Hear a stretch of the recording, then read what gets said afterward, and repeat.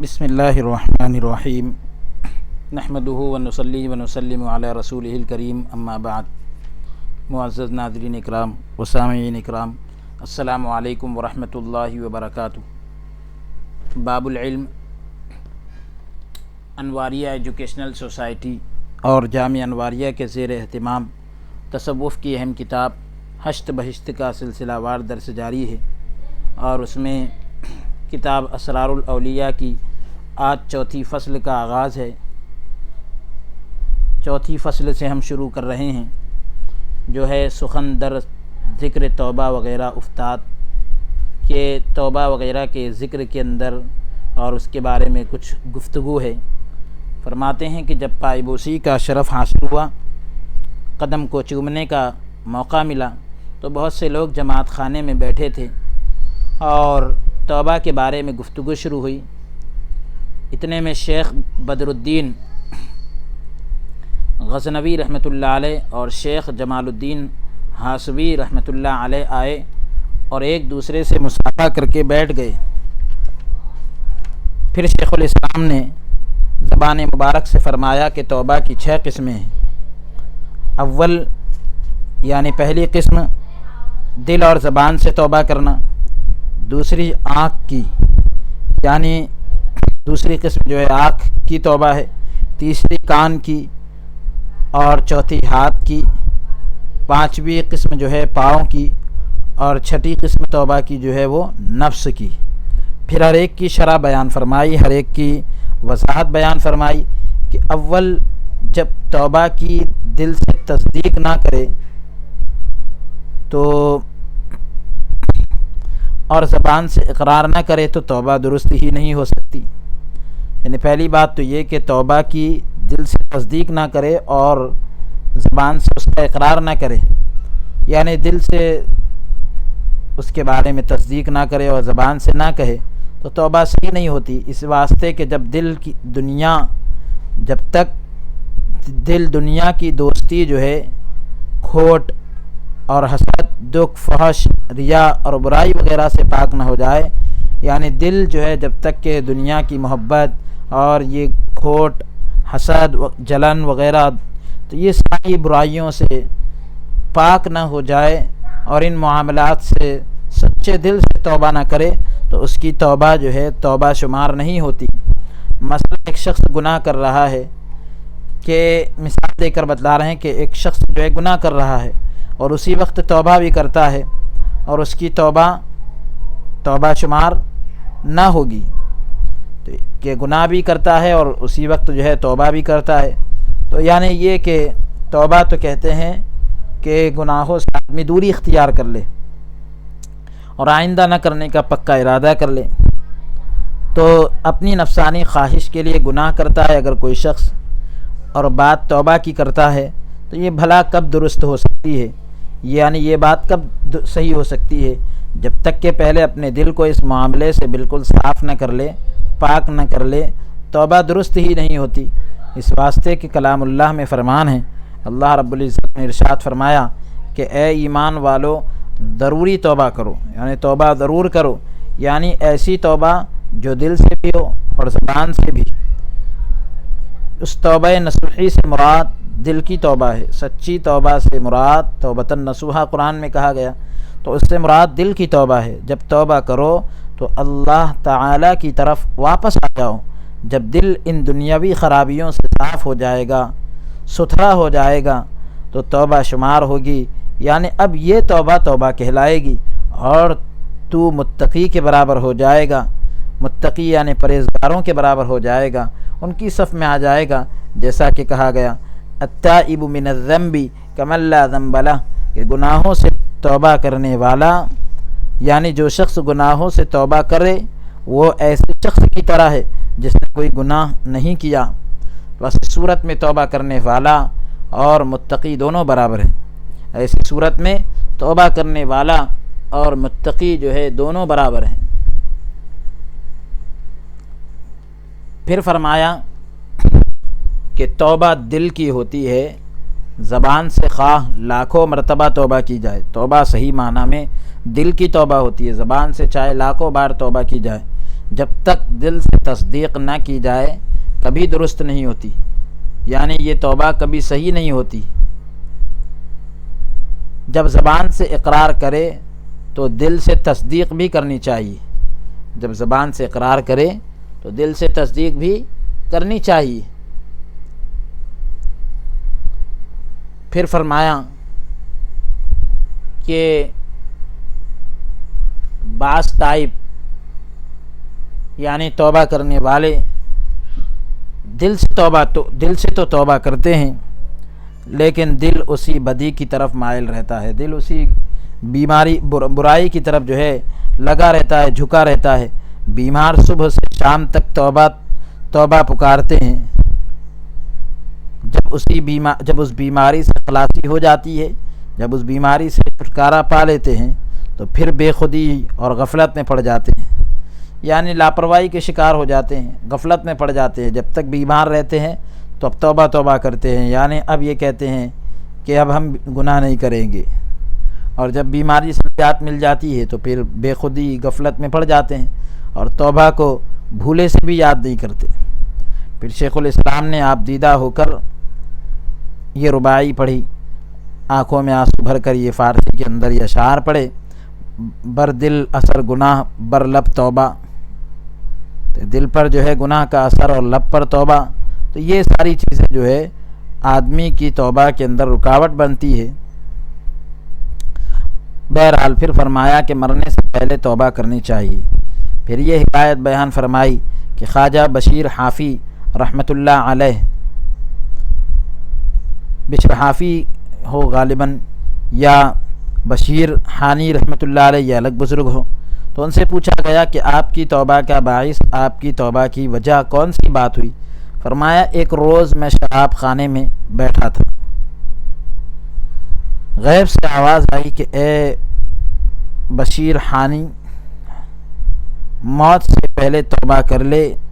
جب یہ آواز سنی تو توبہ کر لی، اور پھر ان گناہوں کے نزدیک بھی نہ بھٹکا، ان گناہوں کے قریب بھی نہیں گیا، جس کے سبب اللہ تعالیٰ نے مجھے یہ درجہ عنایت فرمایا، یعنی یہی وہ سبب بنا گناہوں سے دوری، اور گناہوں سے دور یا رہنا اور گناہوں کے قریب کبھی نہ جانا، یہ جو ہے سبب بن گیا کہ اللہ تعالیٰ نے مجھے یہ درجہ عطا کر دیا۔ پھر فرمایا کہ جب انسان اپنے تینوں دلوں کو دنیاوی خرابیوں وغیرہ سے پاک کر لے اور بالکل توبہ کر لے، یعنی اس کے دل سے لوگوں کے دماغ کو خوشبو حاصل ہو، اس کے دل سے لوگوں کے دماغ مہکے، لوگوں کے ذہن مہکے، تو سمجھ لو کہ اس کی توبہ نصوحی ہے، سچی توبہ ہے۔ قلوب ثلاثہ کی تعریف، تین جو دل بتلائے گئے اوپر، تو اس کے بارے میں حضرت علی رضی اللہ عنہ نے یوں بیان کیا کہ القلوب ثلاثۃ، دل جو ہے تین طرح کے ہوتے ہیں، کہ اس کا ترجمہ بھی ذکر کیا جا رہا ہے، القلوب ثلاثۃ قلب سلیم وقلب منیب وقلب شہید۔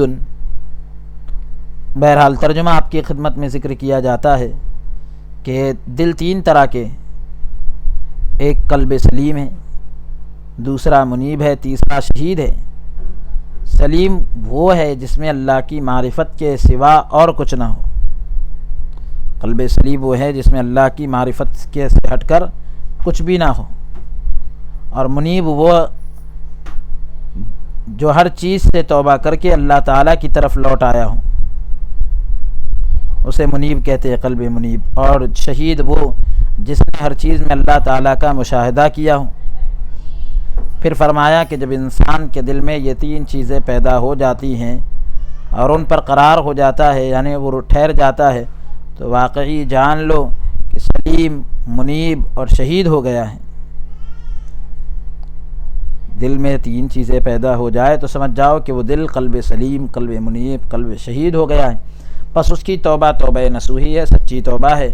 اور اگر ابھی دنیاوی اشغال یعنی دنیا کے کام کاج، دنیا کے اندر مشغول ہو جائے، تو شہوات، خواہشات اور معلوفات سے آلودہ ہے، ابھی بھی دل جو ہے دنیا کی خواہشوں میں، لذتوں میں لگا ہے، تو دل مردہ ہے۔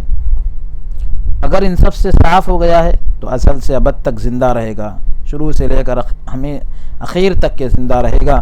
پھر فرمایا کہ مولا اور بندے کے درمیان جو حجاب ہوتا ہے، جو آڑ ہوتی ہے، پردہ ہوتا ہے، وہ بھی اسی آلائش کی وجہ سے ہوتا ہے۔ بندے اور رب کے درمیان جو پردہ ہوتا ہے تو یہی وجہ سے ہوتا ہے کہ یہ جو خواہشات اور یہ جو اشغال ہوتے ہیں، دنیا کے اندر مشغولیت ہوتی ہے، تو یہ اسی وجہ سے بندے کے اور مولا کے درمیان حجاب ہوتا ہے۔ جب آلائش دور ہو جائے، یہ گندگیاں دور ہو جائے اور توبہ کے ذریعے اپنے یعنی خود کو پاک کرے تو وہ حجاب اٹھ جاتا ہے۔ یہی دل آلائش مشغولی ہے، یعنی دنیا کی مشغولیت کی گندگیاں وغیرہ یہ ساری چیزیں، بس تو اپنے دل کو شہوات اور معلوفات سے پاک کر، شہوتوں سے اور دنیا کی دیگر تمام گندگیوں سے جو ہے پاک کر، تاکہ حجاب بیچ سے اٹھ جائے، پردہ جو ہے بیچ سے اٹھ جائے، تو پھر مشاہدہ اور مکاشفہ کی لذت اور شہوت کے درجے کو پہنچ جائے، یعنی تم کو ہر اللہ تبارک و تعالیٰ کا مشاہدہ ہوگا اور ساری چیزیں کھل کر تمہارے سامنے آئے گی اور یہ ساری چیزوں کی لذت اور مزہ تم کو ملے گا۔ بات ازاں فرمایا، اس کے بعد کہنے لگے کہ اے درویش، تو نے دل کی توبہ کا حال سن لیا، تو نے دل کی توبہ کا حال سن لیا، اور اب زبان کی توبہ کا حال سن۔ تو نے دل کی توبہ کا حال سن لیا اور اب زبان کی توبہ کا حال سن۔ زبان کی توبہ تو یہ ہے کہ تو توبہ کے بعد زبان کو ہر ناشائستہ کلام سے، یعنی نازیبہ کلام سے دور رکھے، ہر قسم کی جو ہے بری بات سے زبان کو دور رکھے اور بیہودہ بات نہ کرے اور نہ کہنے والی باتوں سے توبہ کرے، جو بات کہنے کے لائق نہیں ان سے جو ہے توبہ کر لے۔ دوسری شرط یہ ہے کہ تازہ وضو کر کے 2 گانا ادا کرے، تازہ وضو کر کے 2 رکعت نماز ادا کرے اور پھر قبلہ رخ بیٹھ کر قبلے کی طرف منہ کر کے یہ دعا پڑھے، یہ دعا کرے کہ پروردگار میری اس زبان کو برا کہنے سے توبہ عنایت کر، میری زبان کو برا کہنے سے توبہ عنایت کر، مطلب یہ کہ میں توبہ کرتا ہوں کہ اور یہ تیری بارگاہ میں التجا کرتا ہوں کہ میری زبان کو برا کہنے سے اور بری بات کہنے سے دور رکھے تو، اور اپنے ذکر کے سوا کسی اور بات کے کہنے پر اسے جاری نہ کر، تیرے ذکر کے علاوہ کسی اور بات کے کہنے پر اے اللہ زبان کو جاری نہ کر، یعنی جب بھی زبان کھلے تو تیرا ذکر کرے اور کوئی فالتو بات میری زبان سے نہ نکلے، اور جن باتوں میں تیری رضا نہیں، جن باتوں میں تو خوش نہیں، ان کے بیان کرنے سے باز رکھ، ان کے بیان کرنے سے میری زبان کو دور رکھ۔ پھر فرمایا کہ جب صبح ہوتی ہے تو 7 اعضاء، جب صبح ہوتی ہے تو 7 اعضاء اور زبان حال سے کہتے ہیں کہ اے زبان، اگر تو اپنے تئیں محفوظ نہ رکھے گی، اگر تو خود کو سیف نہ رکھے گی تو ہم ہلاک ہو جائیں گے۔ جسم کے جو اعضاء ہے وہ جو ہے زبان سے ہاتھ جوڑ کر جو ہے درخواست کرتے ہیں۔ پھر فرمایا کہ خواجہ عاصم رحمۃ اللہ علیہ نے صرف ایک بیہودہ بات کہی تھی، لغو بات کہی تھی، سو اپنی زبان کو اس قدر دانتوں تلے دبایا کہ خون نکل آیا، اپنی زبان کو دانتوں کے نیچے ایسا دبایا کہ خون نکل گیا۔ تو اس طریقے سے بزرگان دین زبان کا خیال کرتے تھے، اور اگر کوئی بیہودہ بات نکل جائے تو زبان کو جو ہے اس قدر سزا دی، اور بعد ازاں اس کے بعد عہد کر لیا، یہ وعدہ کر لیا کہ جب تک زندہ رہوں گا کسی سے گفتگو نہیں کروں گا، کسی سے بات چیت نہیں کروں گا، بس ایک بیہودہ بات کے عوض، ایک بیہودہ بات کے بدلے 20 سال کسی سے ہم کلام نہ ہوئے، 20 سال کسی سے بات چیت تک نہ کی۔ پھر فرمایا کہ ایک روز واصل خدا مجلس میں بیٹھا ہوا تھا، خدا تک پہنچا ہوا ایک بندہ تھا، اور وہ مجلس میں جو ہے بیٹھا ہوا تھا، اس نے ایک شخص کے آنے کی بابت پوچھا ایک شخص کے آنے کے بارے میں پوچھا کہ آیا فلاں شخص آ گیا ہے، یعنی اس نے پوچھا کہ کیا فلاں شخص آ گیا ہے بعد ازاں. اس کے بعد اپنے دل میں سوچا کہ میں نے یہ بات کی ہے، اس کے عوض اس کے بدلے 30 سال تک لوگوں سے گفتگو بالکل بند رکھی، بالکل بات چیت بند رکھی. پھر شیخ الاسلام نے آپ دیدہ ہو کر یہ شعر پڑھا: گر کام زبان دشمن جان، گر جان بکار آیت ہوشدار زبان. پھر فرمایا کہ میں نے قاضی حمید الدین ناگوری رحمۃ اللہ علیہ کی زبانی سنا ہے کہ ایک دفعہ میں نے ایک درویش واصل حق کو دیکھا، ایسے درویش کو دیکھا جو حق خدا تک پہنچا ہوا تھا، جو اللہ تعالیٰ کی بندگی میں مشغول تھا، خدا کی عبادت میں لگا تھا. میں 10 سال اس کے پاس رہا، لیکن اس عرصے میں اس کی زبان سے کوئی ایسی بات نہ سنی جو کہنے کے قابل نہ ہو. میں جو ہے 10 سال اس بندے کے پاس رہا، لیکن 10 سال کے عرصے میں 10 سال کے اندر جو ہے اس کی زبان سے ایسی کوئی بات نہیں سنی جو کہنے کے لائق نہ ہو. مگر ایک بات سنی، وہ یہ کہ اس نے ایک عزیز کو کہا کہ درویش، اگر تو آخرت میں اپنے یعنی خود کو سلامت لے جانا چاہتا ہے تو ناشائستہ گفتگو سے اپنی جان کو بچا، یعنی نازیبہ کلمات سے اور بیہودہ باتوں سے اپنے آپ کو بچا. یہ کہہ کر فوراً اپنی زبان کو دانتوں تلے اس پر زور سے دبایا، یہ کہہ کر اپنی زبان کو دانتوں کے نیچے یا دانتوں کے مابین، دانتوں کے درمیان اتنی زور سے دبایا کہ خون ٹپک پڑا، اور کہا کہ یہ بات تجھے کہنی مناسب نہ تھی، یعنی یہ بات تم کو نہیں کہنا چاہیے تھا. اور اس کے عوض اس کے بدلے 30 سال تک کسی سے کلام نہ کی، کسی سے بات چیت نہ کی. پھر شیخ الاسلام نے فرمایا کہ اے درویش، جس روز اللہ تعالیٰ نے زبان کو آدم علیہ السلام کے منہ میں رکھنا چاہا تو زبان کو فرمایا کہ اے زبان دیکھ، تیری پیدائش سے میرا خاص مدعا یہ ہے، میرا خاص مقصد یہ ہے کہ تو میرے نام کے سوا اور کوئی نام نہ لے، اور یعنی میرا نام چھوڑ کر کسی اور کا نام نہ لے، اور میرے نام کے سوا اور کوئی نام نہ لے،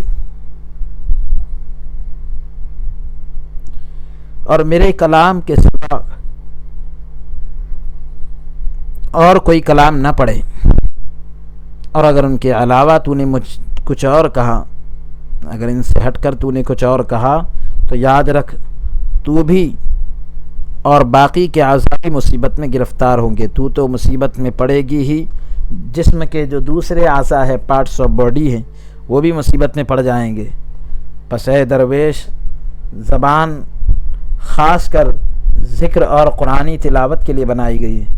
زبان جو ہے بالکل خاص طور سے اللہ کے ذکر کے لیے اور قرآن مجید کی تلاوت کے لیے بنائی گئی ہے. پھر مشائخ طبقات لکھتے ہیں، بزرگوں کی ایک جماعت نے لکھا ہے کہ انسان کے ہر عضو میں شہوت اور خواہش ہے، انسان کے ہر عضو کے اندر لذت ہے، خواہش ہے، جو حجاب اور آفت کا موجب ہوتی ہے، یعنی جو پردے کا اور مصیبت کا ذریعہ سبب بنتی ہے. جب تک ان شہوات اور خواہشات سے توبہ نہ کرے، جب تک ان شہوتوں سے اور خواہشوں سے توبہ نہ کرے اور تمام اعضاء کو پاک نہ کرے، ہرگز کسی مرتبے پر نہیں پہنچ سکتا. پھر فرمایا کہ جو اعضاء بیان کیے گئے ہیں ان میں سے اول سب سے پہلا جو ہے نفس ہے، جس میں شہوت رکھی گئی ہے. دوسرے آنکھ کہ اس میں دیکھنے کی خواہش رکھی گئی ہے. اور تیسرے کان جس میں سننے کی خواہش رکھی گئی ہے. اسی طرح ناک میں سونگھنے کی اور چھینکنے کی، اور ہاتھ میں جو ہے پکڑنے اور چھونے کی، اور زبان میں تعریف کرنے کی. اور 8ویں دل ہے کہ جس میں درد ہی درد ہے. بس حق تعالیٰ کے طالب کو چاہیے، خدا کے طلبگار اور خدا کو طلب کرنے والے کو چاہیے کہ ان سے توبہ کرے تاکہ اللہ تعالیٰ اس سے سن لے، اللہ تعالیٰ جو ہے اسے سن لے، جو فرماتا ہے کہ میں اپنی حکمت سے، یعنی میں اپنی حکمت سے خلق کے مابین اسے معزز کروں گا۔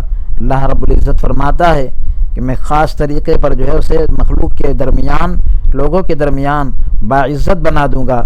جو دنیاوی محبت سے دل کو محفوظ رکھتا ہے اور جو اپنے نفس کو دید بازی سے محفوظ رکھ سکے گا، یعنی دوسری چیزوں کو دیکھنے سے اپنے آپ کو بچا کر رکھے گا، تو اسے ترک گناہ سے معزز بناؤں گا، یعنی گناہوں کے چھوڑنے کی وجہ سے میں اسے باعزت بنا دوں گا، اور میرے سوا سب کو بھول جائے گا۔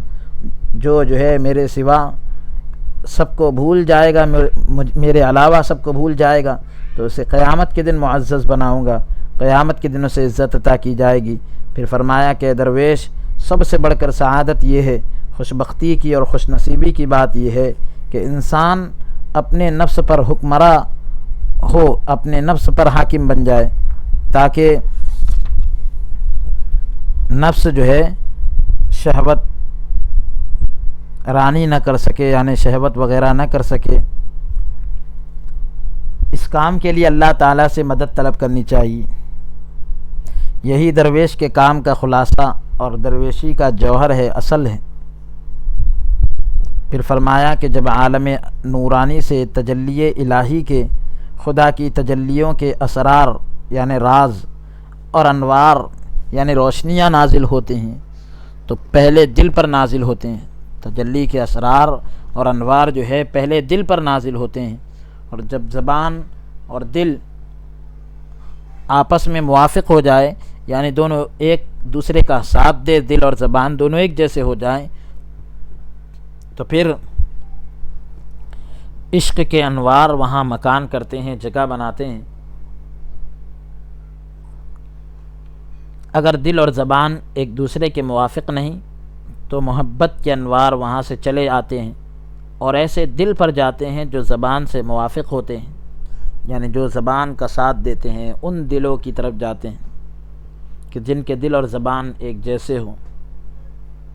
پھر فرمایا کہ ایک مرتبہ کسی واصل سے پوچھا گیا، خدا تک پہنچے ہوئے بندے سے پوچھا گیا کہ عشق حقیقی میں ثابت قدم کون ہے؟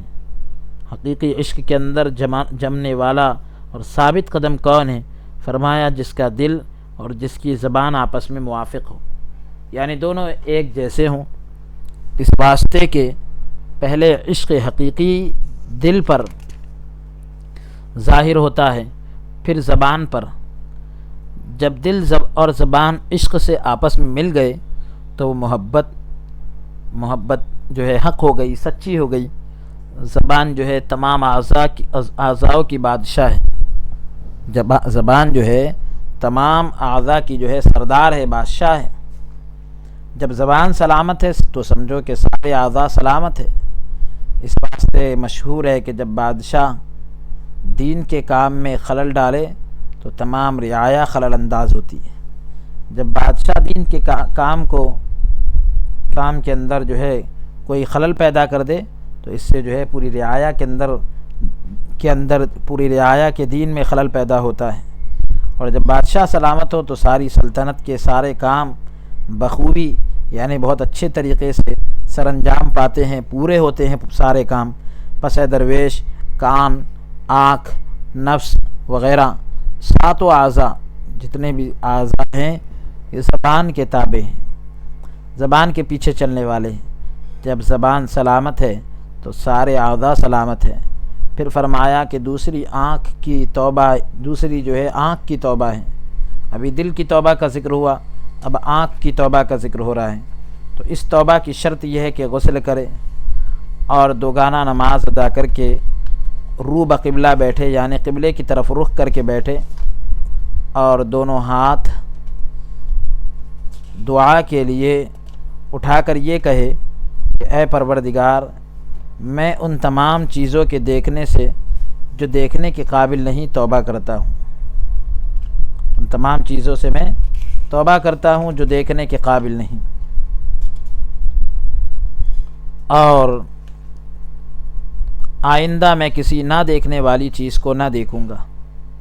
جو چیز دیکھنے کے لائق نہیں ہے میں کبھی اس کو آئندہ نہیں دیکھوں گا، صرف ان چیزوں کو دیکھوں گا جن کا دیکھنا جائز ہے، اور بعد ازاں اس کے بعد آنکھ کو ممنوعات کے دیکھنے سے بچائے رکھے، یعنی جن چیزوں سے روکا گیا ان چیزوں کو دیکھنے سے اپنی آنکھ کو بچائے رکھے۔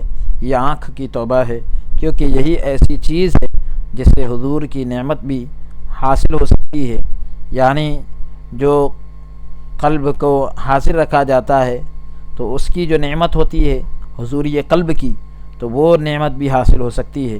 اور آنکھ ہی ایسی چیز ہے جس سے لوگ مصیبت میں مبتلا ہوتے ہیں، گرفتار ہوتے ہیں۔ پس اے درویش، عشق کا پہلا مرتبہ آنکھ میں ہے۔ لوگوں کو چاہیے کہ جس کام میں مشاہدے کی نعمت ہے، یعنی جو کام میں ہم کو مشاہدہ مل رہا ہے، تو اس کی کوشش کریں اور حق تعالیٰ کے سوا کسی کو نہ دیکھیں۔ جب اللہ کو دیکھنے کی نعمت انسان کو مل رہی ہے تو پھر اس کو چاہیے کہ اس نعمت کو پانے کی کوشش کرے۔ پھر فرمایا کہ اے درویش، ایک دفعہ رسول خدا صلی اللہ علیہ وسلم زید کے گھر کے پاس سے گزر رہے تھے کہ حضرت صلی اللہ علیہ وآلہ وسلم کی نگاہ مبارک باہر سے زید کی بیوی پر پڑی۔ چشم مبارک بند کر کے گزر گئے، آنکھوں کو بند کر کے گزر گئے۔ فوراً جبرائیل علیہ السلام نے آ کر عرض کی کہ یا رسول اللہ صلی اللہ علیہ وسلم، زید کی عورت آپ پر حلال ہے، اس سے نکاح کر لیں۔ اب وہ زید پر حرام ہو گئی۔ حضرت صلی اللہ علیہ وسلم سخت ملول ہوئے، بہت زیادہ آپ نے ملال کیا اور فرمایا کہ کاش یہ آنکھ ہی نہ ہوتی جس کے دیکھنے سے اس قسم کی بات ظہور میں نہ آتی، ظاہر نہ ہوتی۔ تو پھر فرمایا کہ حضرت داؤد علیہ السلام نے ناقابل دید ایک شے کو دیکھا، ایسی چیز کو دیکھ لیا جو دیکھنے کے قابل نہ تھی، تو 300 سال تک روتے رہے۔ حکم ہوا کہ داؤد علیہ السلام سے کہا گیا کہ داؤد کس لیے روتے ہو، کس واسطے روتے ہو؟ عرض کیا کہ کیا کہوں، اس آنکھ نے مجھے مصیبت میں پھنسایا ہے۔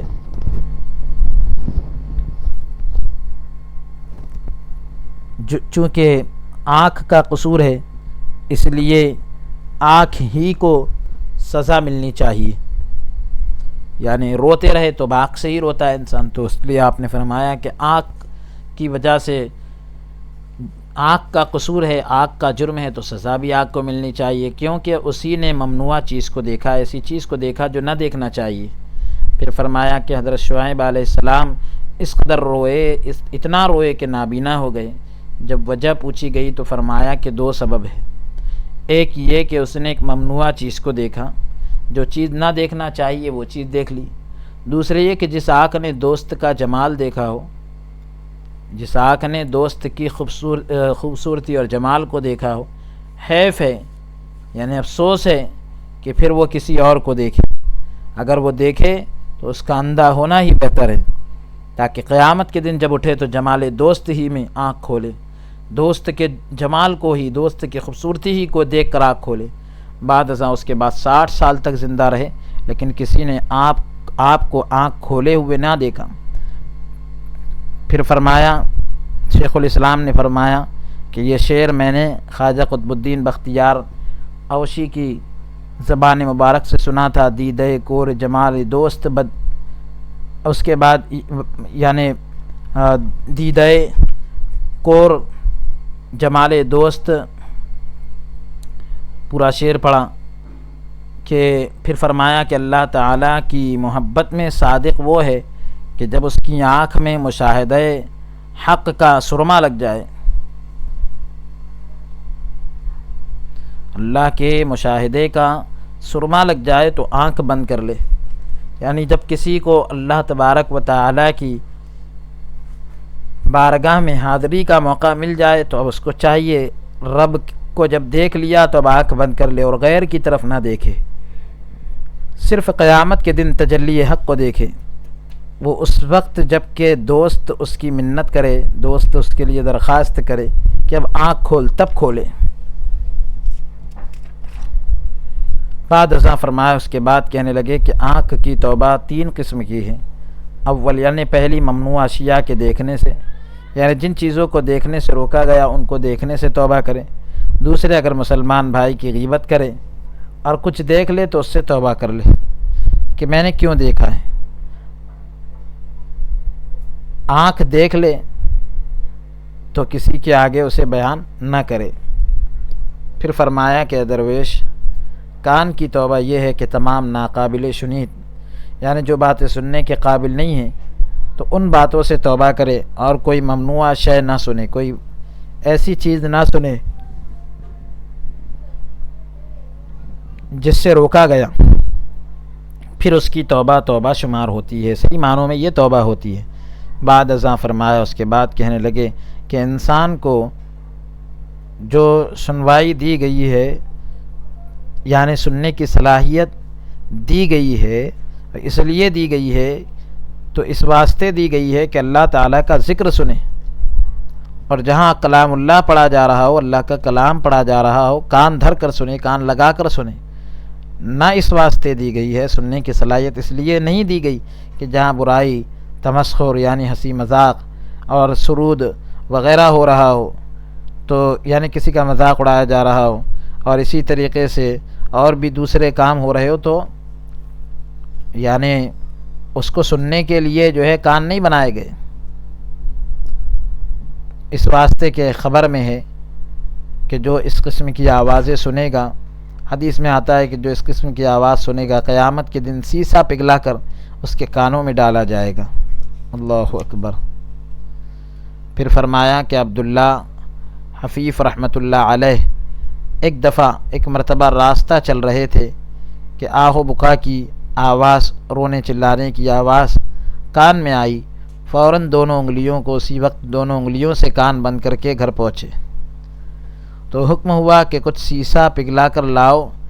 جب لایا گیا تو فرمایا کہ میرے کانوں میں ڈال دو, کیونکہ میں نے ناقابل شنید چیز سنی ہے, ایسی بات سنی ہے کہ جو سننے کے لائق نہیں تھی. قیامت کے دن کے عذاب سے تو خلاصی ہوگی, چھٹکارا ہوگا, آج ہی اس کا کفارہ کر لیتا ہوں. یعنی حدیث میں آتا ہے کہ جو آدمی یعنی ایسی بات سنے جو سننے کے قابل نہیں تھی وغیرہ وغیرہ, اور کوئی ایسی غلط چیز سنتا ہے تو قیامت کے دن سیسا پگھلا کر اس کے کانوں میں ڈالا جائے گا. تو یہ عذاب قیامت کے دن تو ہوگا ہی. حضرت جو ہے عبداللہ حفیف رحمۃ اللہ علیہ کہتے ہیں کہ آج ہی میں جو اس کا کفارہ کر لیتا ہوں. پس درویشوں نے اپنے تئیں خلقت کی صحبت سے دور رکھا ہے, خود کو جو ہے لوگوں کی صحبت سے بچا کر رکھا ہے, اور تنہائی اختیار کی ہے تاکہ ناقابل شنید باتیں نہ سنیں, ایسی باتیں نہ سنیں جو سننے کے قابل نہ ہوں. یہی کان کی توبہ ہے. چوتھی توبہ ہاتھ کی ہے, یعنی کوئی چیز ایسی نہ چھوئی جائے, ایسی چیز کو ہاتھ نہ لگائے جس کا پکڑنا منع ہے. ایسی تمام باتوں سے توبہ کرے. پھر اسی موقع کے مناسبت سے فرمایا کہ خواجہ قطب الدین بختیار اوشی قدس اللہ سرہ العزیز نے ایک درویش کو بدخشاں میں دیکھا جو بزرگان دین سے تھا اور جس کا نام شیخ برہان الدین تھا, اور اس کا ایک ہاتھ کٹا ہوا تھا اور 30 سال سے کٹیا میں یعنی جھوپڑی میں معتکف تھا, اعتکاف کر رہا تھا. اس سے ہاتھ کٹنے کی وجہ پوچھی تو کہا کہ میں ایک مرتبہ ایک مجلس میں حاضر تھا, صاحب مجلس کی اجازت کے بغیر میں نے گیہوں کے ایک دانے کو 2 ٹکڑے کر کے رکھ دیا. جس کی مجلس تھی اس کی اجازت کے بغیر میں نے جو ہے گیہوں کے ٹکڑے کے 2 حصے کر دیے اور کر کے جو ہے میں نے رکھ دیا. گیہوں کا دانہ جو ہوتا ہے اس کو 2 ٹکڑے کر کے رکھ دیا. غیب سے آواز آئی کہ اے درویش یہ کیا حرکت تو نے کی ہے, یہ کیا حرکت تم نے کی ہے کہ مالک کی اجازت کے بغیر گیہوں کا دانہ 2 ٹکڑے کر دیا. جو ہی میں نے یہ بات سنی, جیسے ہی میں نے یہ بات سنی تو ہاتھ کاٹ کر باہر پھینک دیا تاکہ پھر نہ پکڑنے کے قابل چیز نہ پکڑ سکوں, یعنی ایسی چیز کو نہ پکڑوں جو پکڑنے کے قابل نہ ہو. پھر شیخ الاسلام نے آپ دیدہ ہو کر آنکھوں میں آنسو بھر کر فرمایا کہ مردان خدا کے نیک بندے ایسا ہی کر کے کسی مرتبے کو پہنچتے ہیں. بعد ازاں اس کے بعد فرمایا کہ 5ویں توبہ پاؤں کی ہے. پانچویں توبہ جو ہے پیر کی ہے، وہ یہ ہے کہ جن مقامات پر جانا مناسب نہیں ہے وہاں نہ جائے، جن مقامات پر جانا ٹھیک نہیں، جن جگہوں پر جانا ٹھیک نہیں وہاں نہ جائے، اور خواہش سے پاؤ باہر نہ رکھے تاکہ اس کی توبہ توبہ شمار ہو۔ پھر فرمایا کہ خواجہ ذوالنون مصری رحمۃ اللہ علیہ نے ایک مرتبہ سفر کرتے کرتے ایک جنگل میں غار کے اندر ایک درویش صاحب نعمت اور از حد بزرگ دیکھا۔ جنگل میں جو ہے غار میں ایک بزرگ کو دیکھا جو بہت زیادہ صاحب نعمت تھے، کہ جس کا ایک پاؤں کٹا ہوا تھا۔ سلام کے بعد جب وجہ پوچھی تو کہا ایک روز میں وضو کرنے کے لیے غار سے باہر نکلا تو میری نگاہ ایک عورت پر پڑی، مجھے خواہش ہوئی اور غار سے باہر قدم رکھا کہ اسے پکڑ لوں تو وہ عورت غائب ہو گئی۔ فوراً یعنی اسی وقت چھری لے کر پاؤں کاٹ کر باہر پھینک دیا۔ پس اے درویش، آج 40 سال کا عرصہ ہونے کو آیا ہے، 40 سال کا زمانہ گزرنے کو آیا ہے کہ ایک ہی پاؤں پر کھڑا ہوں اور شرمندگی کے مارے حیران ہوں کہ قیامت کے دن یہ منہ کس طرح دکھاؤں گا اور کیا جواب دوں گا۔ ایک مرتبہ خواجہ بایزید رحمۃ اللہ علیہ سے کسی درویش نے پوچھا کہ آیا عاشق کو ہر وقت حضوری رہتی ہے یا کبھی کبھی؟ کیا عاشق کو جو ہے ہر وقت حاضری کی دولت نصیب ہوتی ہے یا کبھی کبھی؟ فرمایا ہر وقت نصیب ہوتی ہے، اس واسطے کہ عاشق خواہ کھڑا ہو چاہے کھڑا ہو تو بھی مشاہدہ حق کے حضور میں بیٹھا ہے، یعنی کھڑا ہے تو بھی مشاہدہ حق کے یعنی خدا کے مشاہدے کے حضور میں ہے، اور بیٹھا ہے تو بھی مشاہدے میں غرق ہے، یعنی اس کو حضوری کی کیفیت نصیب ہے۔ اگر سویا ہے تو بھی مشاہدہ حق کے خیال میں یعنی خدا کے مشاہدے کے خیال میں مستغرق ہے، ڈوبا ہوا ہے۔ بس عاشق کو مشاہدہ دوست میں ہر وقت حضوری حاصل ہوتی ہے۔ پھر فرمایا کہ عاشق کے لیے حضور اور غیبت یکساں ہے، یعنی غائب ہو جانا اور حاضری یہ دونوں چیزیں برابر ہے۔ جس طرح حضور ہے اسی طرح غیبت، جس طرح حاضری کی دولت ہے اسی طرح غائب ہونے کا بھی معاملہ ہے۔ پھر فرمایا کہ میں نے یہ شعر شیخ بہاءالدین زکریا رحمۃ اللہ علیہ کی زبانی سنا تھا کہ حضور و غیبت عاشق چو ہر دو یکساں است، تو یعنی عاشق کے اوپر جو ہے حاضری کی اور غیبت کی غائب ہونے کی دونوں چیزیں جو ہے یکساں ہوتی ہے۔ بعد ازاں فرمایا، اس کے بعد فرمایا کہ چھٹی توبہ نفس کی ہے، بس چاہیے کہ نفس کو تمام خواہشوں معقولات یعنی کھائی جانے والی چیزیں اور شہوات یعنی لذتوں والی چیز سے باز رکھا جائے، دور رکھا جائے اور ان سب سے توبہ کی جائے اور نفس کی خواہش کے مطابق کام نہ کیا جائے۔ قرآن شریف میں ہے وَأَمَّا مَنْ خَافَ مَقَامَ رَبِّهِ وَنَهَى النَّفْسَ عَنِ الْهَوَىٰ فَإِنَّ الْجَنَّةَ هِيَ الْمَأْوَىٰ، یعنی جو شخص اپنے پروردگار سے ڈرے اور خواہشات سے نفس کو دور رکھے، خواہشوں سے نفس کو دور رکھے تو اس کا مقام، اس کا ٹھکانہ بہشت میں ہوگا، جنت میں ہوگا۔ پھر فرمایا کہ ایک مرتبہ ہارون رشید زبیدہ سے جھگڑ پڑا، ہارون رشید اور زبیدہ کا جھگڑا ہو گیا تو اس نے کہا، ہارون رشید نے کہا جا دوزخی۔ ہارون نے فوراً قسم کھائی کہ جب تک مجھے، یعنی ہارون رشید جو ہے زبیدہ سے جھگڑ پڑا تو زبیدہ نے کہہ دیا جا دوزخی، تو ہارون نے فوراً کہا، قسم کھائی کہ جب تک مجھے کوئی بہشتی یعنی جنتی نہ کہے گا تب تک تیرے اور میرے درمیان قسم ہے۔ الغرض بہرحال یہ کہہ کر بعد میں وہ پشیمان ہوا، شرمندہ ہوا کہ میں نے ایسا کیوں کیا، کیوں کہا۔ سب علماء کو بلایا لیکن کسی نے یہ نہ کہا کہ تو بہشتی ہے یعنی جنتی ہے۔ تو اس مجلس میں امام شافعی رحمۃ اللہ علیہ موجود تھے، انہوں نے اٹھ کر پوچھا کہ کیا تم کبھی اپنی نفسانی خواہش سے بھی ٹلے ہو؟ اپنی نفس کی خواہشوں سے کیا تم ہٹے ہو؟ فرمایا کہ کہا کہ ہاں، فلاں مجلس میں امام نے فتویٰ دے دیا کہ تو اس آیت کے مطابق بہشتی ہے، جنتی ہے۔ اور آیت کیا ہے؟ وَأَمَّا مَنْ خَافَ مَقَامَ رَبِّهِ وَنَهَى النَّفْسَ عَنِ الْهَوَىٰ فَإِنَّ الْجَنَّةَ هِيَ الْمَأْوَىٰ، یعنی جو شخص اللہ کے خوف کے سبب خواہش نفسانی سے، نفسانی خواہشوں سے دور رہتا ہے، اس کی جگہ بہشت میں ہوگی، جنت میں ہوگی۔ بعد ازاں اس کے بعد شیخ الاسلام رحمۃ اللہ علیہ نے فرمایا کہ اے درویش، توبہ 3 قسم کی ہوتی ہے۔ نمبر 1 حال، نمبر 2 ماضی، اور نمبر 3 ہے مستقبل، یعنی ایک موجودہ دور کی اور ایک گزرے ہوئے زمانے کی اور ایک آنے والے۔ حال کی توبہ یہ کہ کیے ہوئے گناہ سے مذمت حاصل ہو، اور ماضی یہ کہ دشمنوں کو راضی کرے، ماضی کی توبہ یہ ہے کہ دشمنوں کو خوش کرے، اگر کسی کی کوئی چیز چھین لی ہے تو وہ واپس کیے بغیر توبہ کرے تو توبہ قبول نہیں ہوتی، بلکہ اس سے دوگنی چیز دے کر اسے خوش کرے، پھر توبہ قبول ہوتی ہے۔ اگر کسی کو برا بھلا کہا ہو تو اس سے معافی مانگے، اگر وہ شخص جسے برا بھلا کہا ہو مر جائے تو غلام آزاد کرے، ایسا کرنے سے گویا اس نے مردے کو زندہ کیا۔ اگر کسی کی منکوحہ یا کنیز سے، یعنی کسی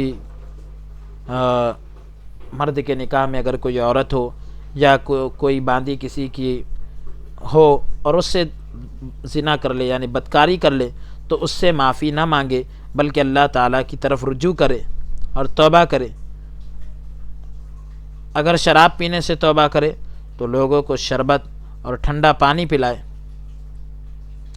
خلاصہ یہ کہ توبہ کرتے وقت گناہ کے بارے میں معذرت کرے۔ مستقبل یہ ہے، یعنی آئندہ دور کی توبہ یہ ہے کہ آئندہ گناہ نہ کرنے کی ٹھان لے، پکا ارادہ کر لے۔ تو جب شیخ الاسلام رحمۃ اللہ علیہ نے یہ فوائد بیان کر چکے، فائدے کی باتیں پوری کر چکے، تو اٹھ کر اندر چلے گئے اور میں اور لوگ واپس چلے آئے۔ الحمدللہ علی ذالک، اللہ تبارک و تعالیٰ کا اس پر شکر بجا لائیں، شکریہ ادا کیا۔ فصل پنجم یعنی 5ویں فصل کا ہم آغاز کر رہے ہیں، جو سخن در ذکر خدمت کردن بزرگان و آداب دادن افتادہ بود، یعنی بزرگان دین کی خدمت وغیرہ کرنے کے بارے میں، اور اسی طریقے سے بزرگان دین کی بارگاہ کے آداب کے بارے میں یہ فصل ہے۔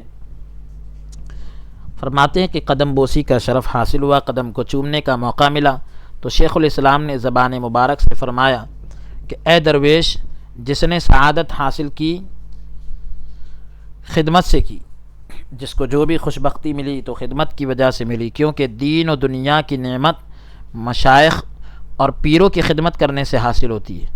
دین اور دنیا کی نعمت جو ہے بزرگوں اور پیروں کی خدمت کرنے سے حاصل ہوتی ہے۔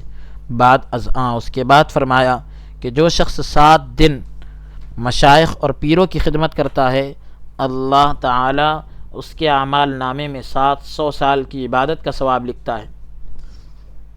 بزرگوں اور پیروں کی جو خدمت 7 دن تک کرتا ہے، اللہ تعالیٰ 700 سال کی عبادت کا ثواب اسے عطا کرتا ہے، اور جو قدم اٹھاتا ہے ہر قدم کے بدلے حج اور عمرے کا ثواب ملتا ہے۔ پھر فرمایا کہ شیخ جلال الدین تبریزی رحمۃ اللہ علیہ نے اپنے پیر کی وفات کے بعد شیخ بہاؤالدین رحمۃ اللہ علیہ کی ایسی خدمت کی کہ کوئی خادم ایسی خدمت بجا نہیں لا سکتا، ایسی خدمت کر نہیں سکتا۔ چنانچہ ایک مرتبہ آپ کو بغداد میں میں نے دیکھا تو آپ سر پر چولہا اٹھائے ہوئے تھے، چولہا جو ہے سر پر اٹھائے تھے، اور اس پر دیگچی میں کچھ گرم کر رہے تھے، یعنی سر پر چولہا چل رہا ہے اور اس کے اوپر دیگچی رکھی ہے تو اس میں کچھ گرم کر رہے تھے۔ میں نے پوچھا کہ آپ کہاں جا رہے ہیں؟ فرمایا حج کے لیے جا رہا ہوں۔ مجھے یہ دیکھ کر تعجب آیا، لوگوں سے پوچھا کہ آپ کتنے سال سے یہ خدمت بجا لا رہے ہیں، کتنے سال سے خدمت کر رہے ہیں؟ کہا 25 سال سے۔ اس درویش کو اسی طرح خدمت بجا لاتے ہوئے دیکھ رہے ہیں، خدمت کرتے ہوئے دیکھ رہے ہیں۔ پھر فرمایا کہ ایک مرتبہ خواجہ عبداللہ خفیف رحمۃ اللہ علیہ سے پوچھا گیا کہ یہ دولت کہاں سے پائی؟ فرمایا ایک درویش کی خدمت کرنے سے، کہ جو کچھ وہ درویش فرماتا تھا، کہتا تھا، میں سر آنکھوں سے بجا لاتا تھا۔ چنانچہ ایک روز یعنی ایک دن مجھے اس درویش نے فرمایا کہ فلاں درویش کو میرا سلام پہنچانا، فلاں درویش کو میرا سلام کہنا اور عرض کرنا کہ کل میرے پیر کا عرس ہے، کھانا موجود ہوگا، قدم رنجا فرمائیے گا۔ کل میرے پیر کا عرس ہے، کھانا رہے گا تو آپ جو ہے تشریف لائیے اور اس مقام کو بابرکت کیجئے گا، یعنی آپ اس جگہ تشریف لا کر اس جگہ کو برکت والی بنا دیجئے تاکہ کھانا آپ کے روبرو تقسیم ہو، آپ کے سامنے بٹے۔ جب پردہ جہاں پر وہ درویش رہتا تھا راستے میں شیر کا ڈر تھا، تو اس درویش نے مجھے یہ کام آزمائش کے لیے فرمایا تھا، امتحان کے لیے یہ کام مجھے سونپا، میرے حوالے کیا۔ الغرض حکم کے بموجب، حکم کے مطابق روانہ ہوا۔ بہرحال حکم کے مطابق جو ہے میں روانہ ہوا تو ایک مقام پر شیر بالمقابل ہوا، شیر سامنے آیا۔ جب میں اس کے پاس پہنچا تو کہا کہ اے شیر، میں اپنے پیر کے حکم کے بموجب، اپنے پیر کے حکم کے مطابق فلاں درویش کے پاس جاتا ہوں، مجھے راستہ دے دو۔ یہ سنتے ہی شیر نے راستہ دے دیا اور آداب بجا لا کر یعنی ادب کے ساتھ جو ہے چلا گیا۔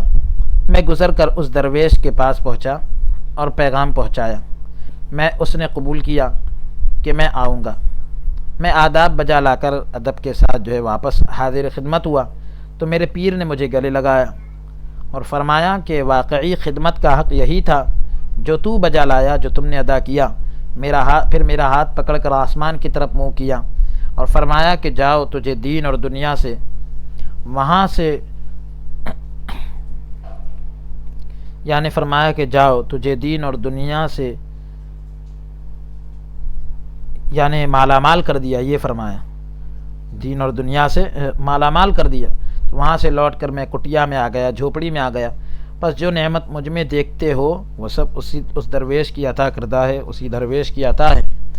پھر فرمایا کہ ایک مرتبہ خواجہ بایزید بستامی رحمۃ اللہ علیہ سے پوچھا گیا کہ یہ دولت کہاں سے پائی؟ فرمایا دو باتوں سے، ایک اپنی ماں کی خدمت سے اور دوسرے اپنے پیر کی خدمت کرنے سے۔ ماں والا واقعہ تو یوں ہے، ماں کا جو واقعہ اس طرح ہے کہ ایک مرتبہ جاڑے کے موسم میں، سردی کے موسم میں رات کو میری والدہ صاحبہ نے پانی مانگا۔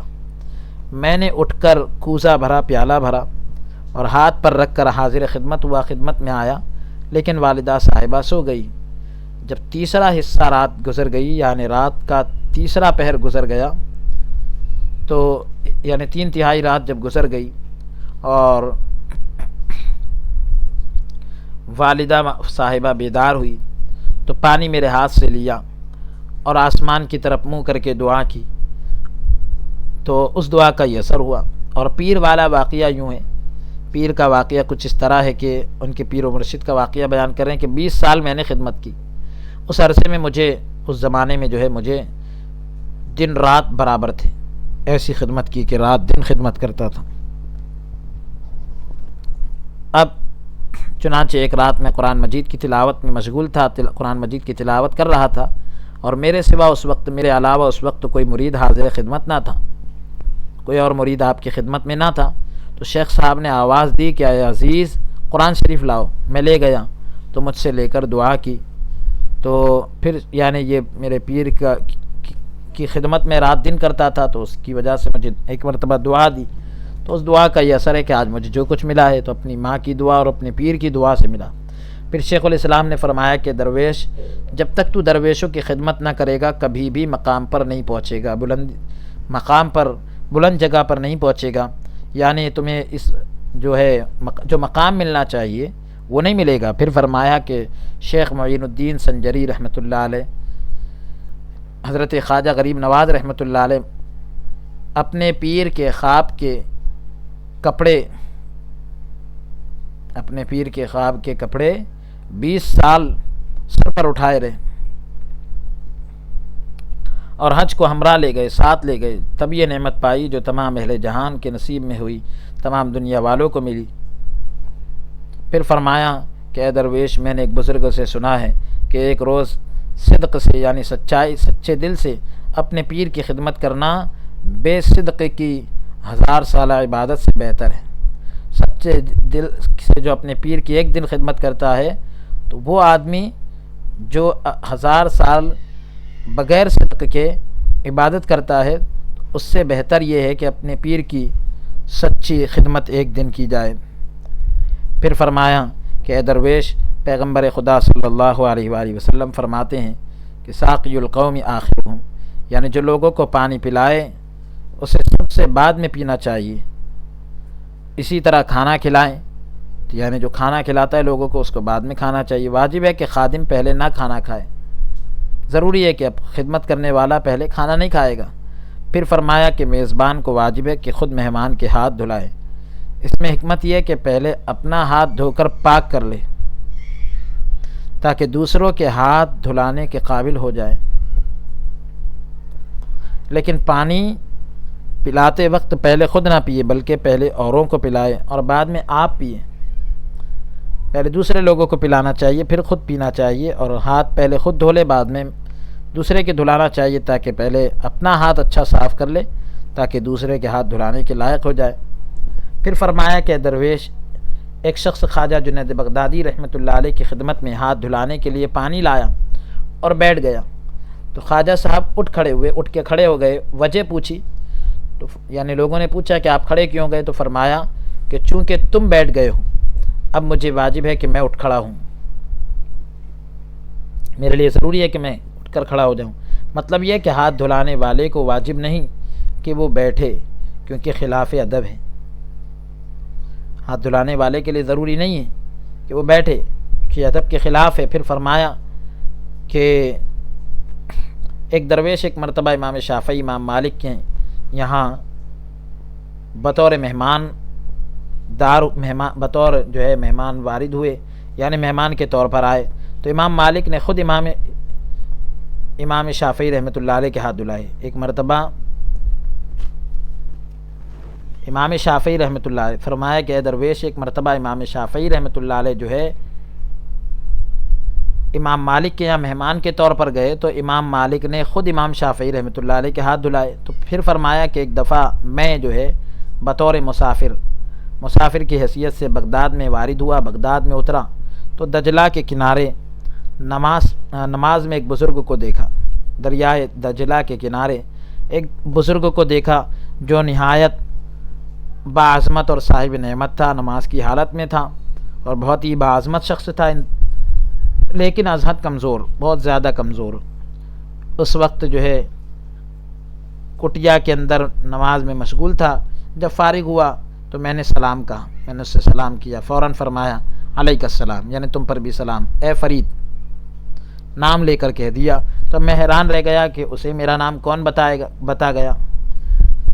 فوراً کہا کہ جو تجھے یہاں لایا ہے وہی نام بتا گیا ہے۔ پھر مجھے فرمایا کہ بیٹھ جاؤ، میں بیٹھ گیا۔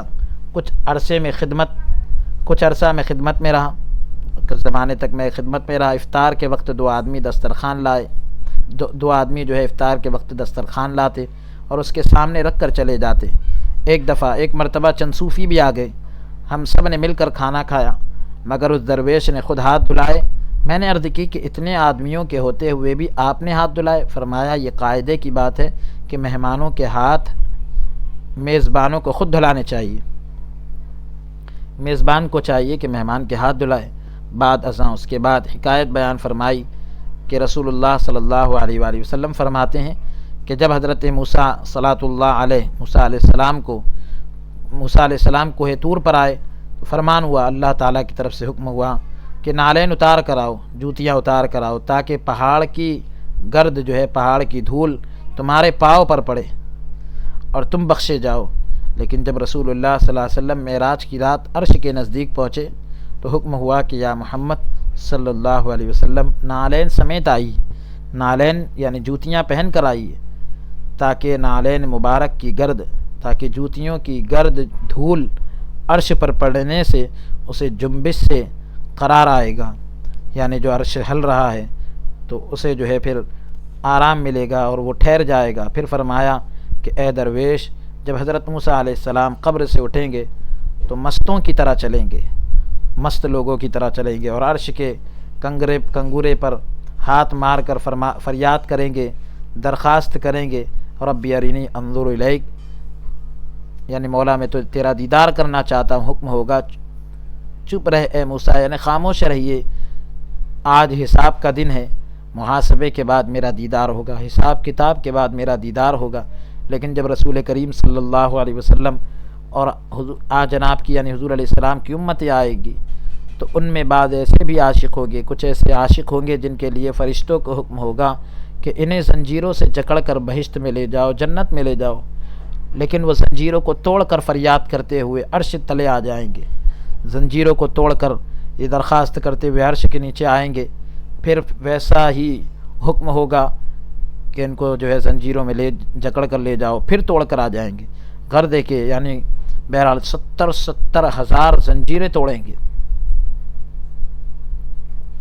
پھر حکم ہوگا کہ دیدار کا وعدہ بہشت میں ہے، دیدار کا وعدہ جنت میں ہے، وہاں چلو، پھر انہیں قرار حاصل ہوگا، انہیں اطمینان ہوگا۔ بعد ازاں فرمایا، اس کے بعد فرمایا کہ ایک روز رسول اللہ صلی اللہ علیہ وسلم وضو کر رہے تھے، دست مبارک میں انگشتری تھی، یعنی آپ کے مبارک ہاتھ میں جو ہے انگوٹھی تھی، اسے پھرا رہے تھے، انگوٹھی کو گھما رہے تھے۔ فرمان ہوا کہ محمد صلی اللہ علیہ وسلم، ہم نے تمہیں اس کے لیے نہیں پیدا کیا۔ بعد ازاں اس کے بعد حضرت صلی اللہ علیہ وآلہ وسلم زندگی بھر ایسی باتوں میں مشغول نہ ہوئے۔ پھر فرمایا کہ اے درویش، جس روز حضرت موسیٰ علیہ السلام کو، جس روز حضرت یوسف علیہ السلام کو عزیز مصر نے، مصر کے بادشاہ نے جیل میں بھیج دیا، اور آپ نے بادشاہ کے ساقی کو، یعنی بادشاہ کو جو پلایا کرتا تھا، تو اس کو جو ہے تعبیر بتلائی تھی کہ بادشاہ کا ساقی بنے گا، اور دوسرے کو بتلائی تھی کہ تجھے کوے اور چیل کھائیں گی۔ تو اس روز حضرت یوسف علیہ السلام نے ساقی کو کہا تھا کہ بادشاہ کو میرے بارے میں یاد دلانا۔ اسی وقت حضرت جبرائیل علیہ السلام آئے اور فرمان لائے کہ یوسف، تو نے ہمیں فراموش کر دیا، بھلا دیا کہ ہماری خبر دوسرے کو کہتا ہے، ہم جو بتلاتے ہیں وہ دوسرے کو بتلاتے ہو۔ آپ 9 سال اور جیل میں رہے۔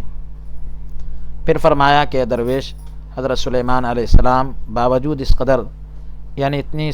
قدر سلطنت، یعنی اتنی بڑی بادشاہت کے باوجود، جب کبھی دعوت کرتے یا مجلس جمع کرتے، مجلس اکٹھی کرتے، تو کھانے سے پہلے آپ دیدہ ہوتے، رو پڑتے، اور لوٹا خود ہاتھ میں لیتے، اور تشتری غلام، یعنی جو ہے پیالے وغیرہ تو جو ہے غلام لیتا، اور لوٹے جو ہے آپ لے لیتے، برتن جو ہے غلام کو تھما دیتے، پھر مہمانوں کے ہاتھ خود دھلاتے، اور خود پانی اس وقت پیتے جب سارے مہمان پی چکتے، مہمان سارے پی لیتے اس کے بعد۔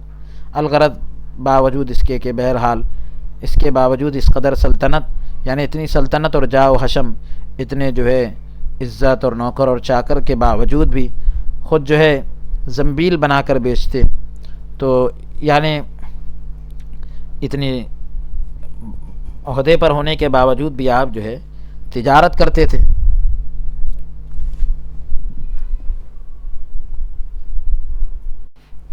زنبیل یعنی مشکیزیں وغیرہ، تھیلیاں وغیرہ بنا کر بیچتے تھے، اور اس کے داموں سے روٹی کھاتے، اس کے جو پیسے ملتے تھے اس سے روٹی کھاتے تھے۔ ایک روز دل میں خیال آیا کہ اے پروردگار، اس قدر تو نے مجھے عنایت کی، لیکن اس میں میرے نصیب کچھ بھی نہیں، میں زنبیل بنا کر، یہ تھیلیاں وغیرہ، مشکیزیں وغیرہ بنا کر گزارا کرتا ہوں۔ جب یہ خیال دل میں گزرا تو اس روز جب زنبیل بنا کر بازار لے گئے، تھیلیاں وغیرہ مشکیزیں بنا کر بازار لے گئے، تو کسی نے نہ خریدی، واپس چلے آئے۔ اسی طرح 7 روز تک گئے، 7 دن تک گئے، لیکن زنبیل فروخت نہ ہوئی، یعنی ایک بھی مشکیزہ نہ بکا۔ آپ حیران رہ گئے کہ یہ معاملہ کیا ہے۔ اسی وقت حضرت جبرائیل علیہ السلام نے آ کر کہا کہ اے سلیمان، اب زنبیل کی قیمت سے کھانا کیوں نہیں کھاتے؟ یعنی انہوں نے یہ سوچا کہ اس کی قیمت سے کھا رہے ہیں، تو حضرت کہا اے سلیمان، اب اس قیمت سے کھانا کیوں نہیں کھاتے، اس کی قیمت سے؟ مشکیزے کی قیمت سے کھانا کھاؤ، ذرا اوپر کی طرف دیکھو۔ جب اوپر نگاہ کی تو ساری زنبیلوں کو آسمان کے گوشے میں لٹکا ہوا پایا، جتنے مشکیزے تھے وہ آسمان کے گوشے میں لٹک رہے تھے۔ فرمایا، حکم ہوا کہ اے سلیمان، یہ سب ہم نے ہی خریدی تھی، یہ صرف بہانہ تھا کہ خلقت خریدتی ہے، لوگ نہیں خریدتے تھے، یہ تمہاری جو زنبیلیں ہیں ہم خرید لیتے تھے۔ آپ اس کہنے سے پشیمان ہوئے، شرمندہ ہوئے اور توبہ کی۔ پھر فرمایا کہ درویش، انسان کو یہ خیال نہیں کرنا چاہیے کہ میں کچھ کرتا ہوں، جو کچھ ظاہر و باطن میں حرکات و سکنات، حرکات اور جو سکون وغیرہ اس سے ظہور میں آتی ہیں، تو انہیں اللہ تعالیٰ کی طرف سے سمجھنا چاہیے، یہ سب اسی کی مرضی سے ظہور میں آ رہی ہے، اسی کی خوشی سے، اسی کی مرضی سے یہ چیزیں ظاہر ہو رہی ہے۔ پھر فرمایا، اے درویش، امام اعظم رحمۃ اللہ علیہ کی عادت تھی کہ جو شخص آپ کے یہاں بطور مہمان کے، یعنی مہمان کی حیثیت سے وارد ہوتا تو خود اس کے ہاتھ دھلاتے۔ جو مہمان کی حیثیت سے آپ کے یہاں آتا، آپ خود اس کے ہاتھ دھلاتے اور فرماتے کہ یہ رسول اللہ صلی اللہ علیہ وسلم اور دوسرے پیغمبروں کی سنت ہے۔ امام مالک رحمۃ اللہ علیہ خود مہمانوں کے ہاتھ دھلایا کرتے اور اپنے ہاتھ سے پانی پلایا کرتے۔ پس اے درویش، جہاں تک تجھ سے ہو سکے رسول اللہ صلی اللہ علیہ وسلم اور اماموں کی پیروی کر تاکہ تو ان سے شرمندہ نہ ہو۔ تو پھر فرمایا کہ ایک مرتبہ امیر المومنین ابو بکر صدیق رضی اللہ عنہ نے صحابہ کو بلایا رضی اللہ عنہ، اور کھانے کے وقت خود کھڑے ہو کر لوٹا لے کر سب کے ہاتھ دھلائے۔ جب شیخ الاسلام یہ فائدے کی باتیں ختم کیے تو دولت خانے میں تشریف لے گئے اور میں اور لوگ واپس چلے آئے۔ الحمدللہ علی ذالک، اللہ عز و جل کا اس بات پر شکر ہے۔ آج کی اس نشست کو ہم یہیں پر موقوف کرتے ہیں۔ اللہ عز و جل کی بارگاہ میں دعا کرتے ہیں کہ پروردگار عالم اس پڑھنے اور سننے کو اپنی مقدس بارگاہ میں قبول فرمائے، ہمارے لیے نجات کا ذریعہ بنائے۔ آمین۔ وصلی اللہ تعالی وسلم علی خیر خلقہ سیدنا و نبینا محمد وعلی آلہ واصحابہ اجمعین، والحمد للہ رب العالمین۔